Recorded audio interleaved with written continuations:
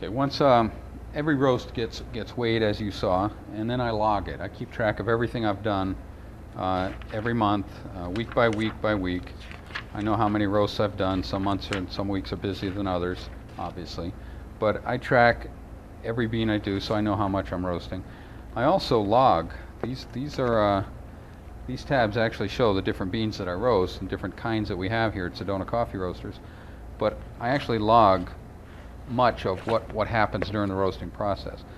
An example here is the date that I roasted, how much I started with in green beans, and how much it weighed when I was done. I also track what temperature I dropped the beans at, the temperature of the turn, and the actual running temperature, the temperature I actually roasted the beans at the final phase. And here's the times that I keep track of. I keep track of when the first crack happened. I keep track of when the second crack happened. And I also log exactly when I dropped them. These kinds of numbers help me keep my roasting as consistent as possible.